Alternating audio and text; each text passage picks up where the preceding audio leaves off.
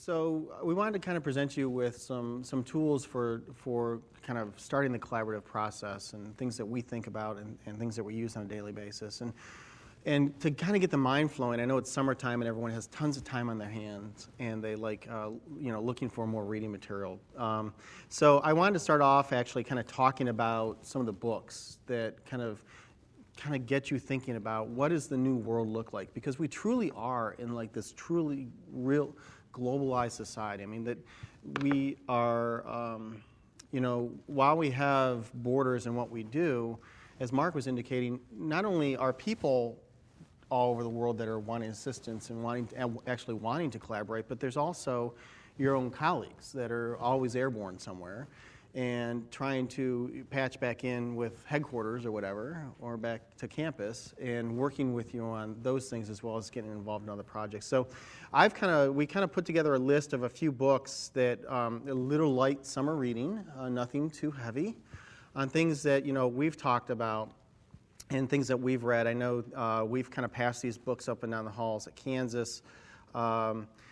But Rework is one of the books that we've provided, and Rework is put out by Jason Fried. I'm not going to know all the authors of all these books, but he's the author of Rework, and his company, 37 Signals, actually puts out one of the tools we've highlighted, Basecamp.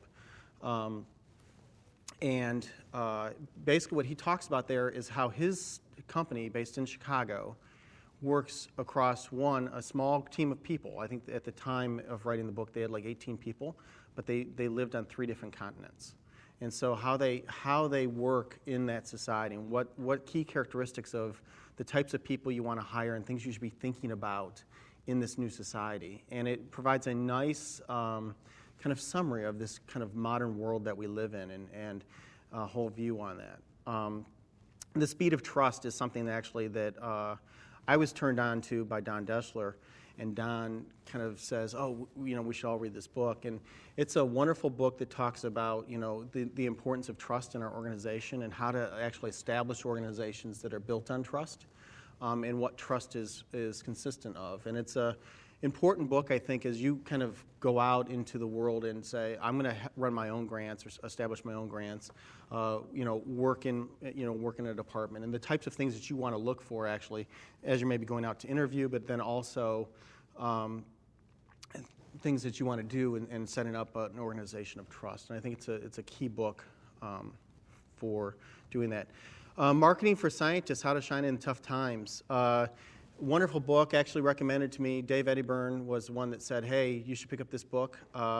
It kind of aligns with some of the stuff you're doing. But basically what it is, it's an interesting book because the author of the book is a chief scientist at NASA, but also writes country songs, I guess, of some sort. And so he's kind of bringing together his knowledge of the two on how to, be a scientist, but also how to kind of market yourself and how to survive these tough economies. And within that, I mean, for a long time, scholars, we've always kind of said, marketing's bad. It's not something that we necessarily do. But what he kind of argues in there is that we've been marketing the entire time, but we haven't called it that. And that the old world of marketing, like advertising, is something that we generally don't do.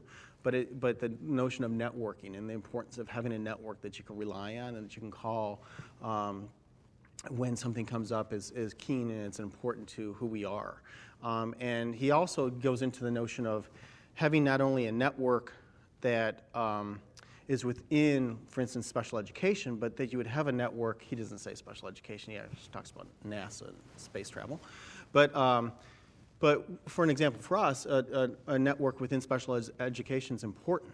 But what he would say is that you need a network beyond that you need a network of folks that work outside those borders so that you can actually have greater influence, but then also have greater understanding and rely on people beyond just the borders of special education. So The Lean Startup is another excellent book. It just actually recently came out, but it's the process of how iterative design and how iterative this notion of starting something new doesn't have to be as costly and as consuming as it used to be. And it kind of talks about how to run this really agile sort of process of design and development. Again, it's just another wonderful book. How We Measure Your Life just recently came out, it's a Clayton Christensen book. So if anyone's familiar with Clay Christensen, who published a book, Innovator's Dilemma, has done a lot on the notion of disruptive innovation. And he has excellent books. In fact, the next one down is actually one of his as well, The Innovative University.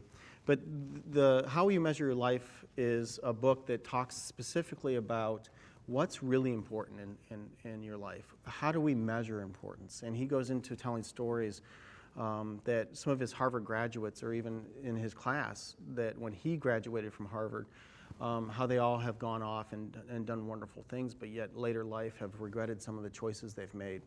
And I think as you kind of enter, especially for folks that are getting ready to kind of go on to a life in academia, I think it's important to kind of measure and have some sort of inner sort of understanding of, here's the lines that here's my line, here's what's important to me, here are my values. And fully understanding your values before you make a decision as to what sorts of job that you want, and how you want your life to run, it's critical. And he talks about that in that book, and it's just absolutely wonderful book.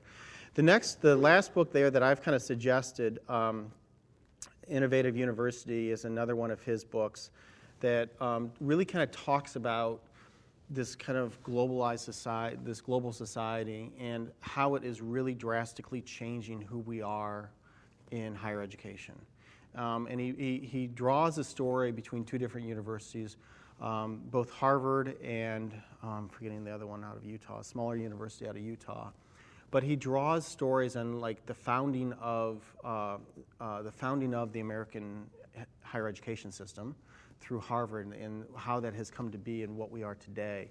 And then kind of draws in the notion of how things like some of the online universities are changing who we are and what we have to do, using his notion of disruptive innovation. So if you're familiar with disruptive innovation, this book kind of plays on that sort of model.